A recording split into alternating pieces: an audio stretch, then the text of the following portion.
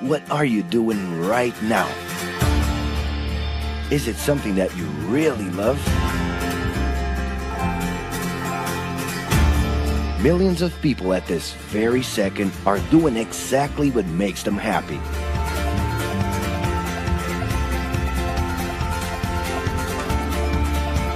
But wait a minute. You spend a big part of your life working. And any job has the potential to drive you insane. I think this is a good time for a break. But, of course, there's a bright side.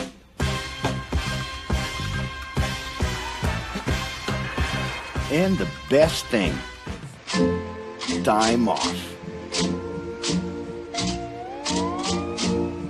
As a matter of fact, the way we work influences new trends and behaviors in society. And if some things are new and different to you, and to everyone else, it's good to know that the ones who really captured the idea are those young millennials. Otherwise known as Generation Y, G, we, globalists. Okay. We know you heard about this. They represent a new workforce in the global market and have high aspirations. Half of them already have or plan to open their own businesses. Because of their digital, liquid, and collective mindset, they are affecting the way we produce and work in the future. Sounds complicated? Actually, keeping things simple was the motto that baby boomers worked by in the 60s and 70s. Rules were a lot clearer back then. The workspace was confined to the office. Responsibilities were individual-based and very specific, and you knew exactly the right time to start and finish your day. At that time, after the World Wars, the institution represented the security that everyone was dreaming about. Because of this, it made total sense to be a company man and respond well to linear and hierarchical structures.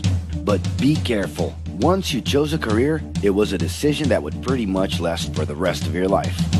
Older workers would teach young ones because putting in long years of experience was essential if you wanted to grow within the company.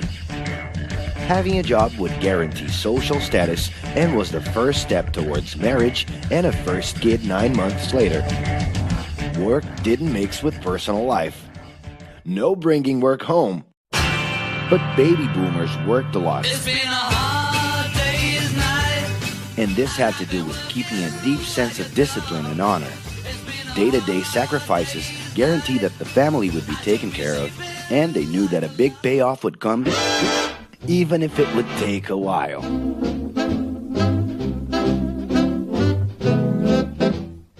However, Generation X redefined the time relationship between work and reward. Super confident, extroverted, very competitive, and doing everything in their power to achieve quick growth, these guys were always on the lookout for better offers. A profitable idea could easily put them into a leadership position based on meritocracy without taking their experience into account. As they searched for more ways to personally stand out and be professionally independent, they relied on degrees, including MBAs and PhDs, to get ahead of their competitors. Pressure, pushing down on me, pressing down on you. No man has spoken. In this more individualistic style of thinking, a nice wardrobe and a business card could help them close better deals and expand their network. Being in the right place at the right time is what would define the work schedule. Business time was extended into the happy hour. This mix between personal and professional life turned a workaholic into someone who was admirable and even sexy. In the grace of your love. The winner was whoever could get onto the board of directors in the shortest time possible, I can do anything if I can just get a chance. and thus immediately live out the pleasures of this achievement. You want the money, you control the witness. I'll leave you lonely, I don't move you into business. But today, the journey's a little different.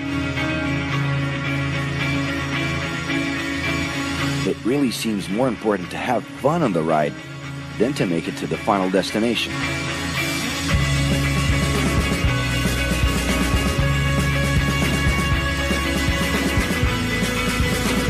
Ironically, millennials, those unpredictable kids, are the ones perfectly translating this new vision.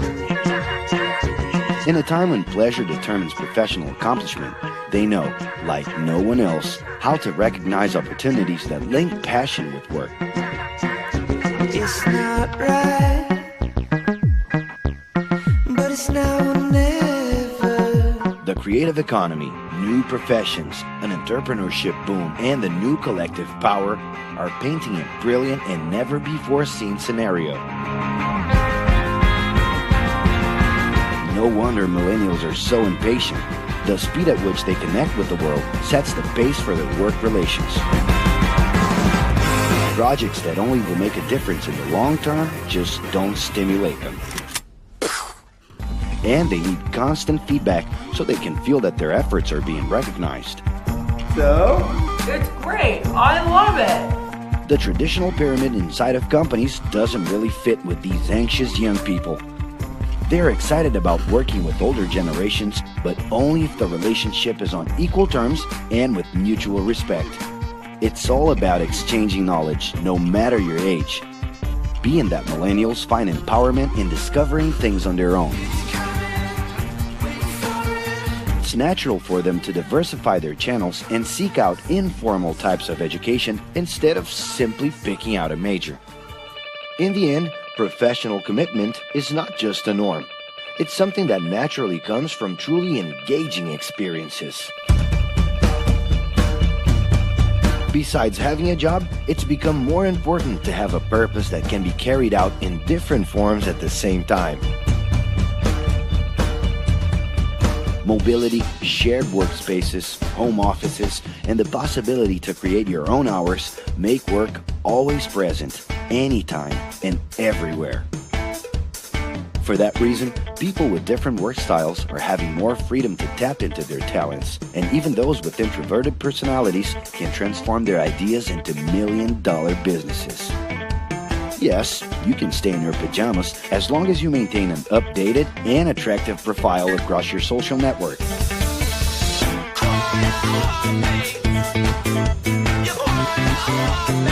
As you can see, flexibility is really the way to go.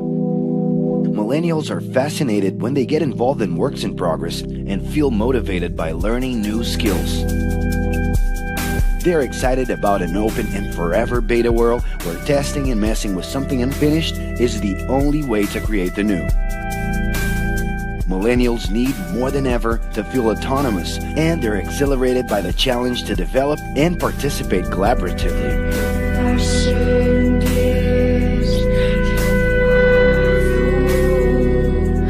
They can change direction quickly and don't let attachments hold them back.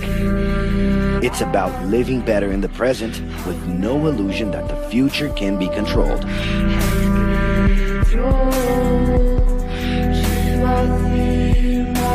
That's because of one simple thing. Whoever adapts more easily can evolve along with the changes. And if you feel overwhelmed by everything so far and are looking for the right answer, well, sorry, we're still going to ask you another question. Are you doing what you love right now? No. So start.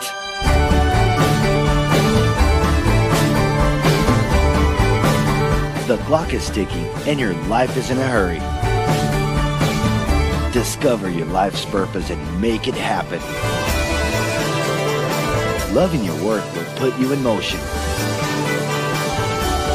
It's the only way to lead a fulfilling life every day.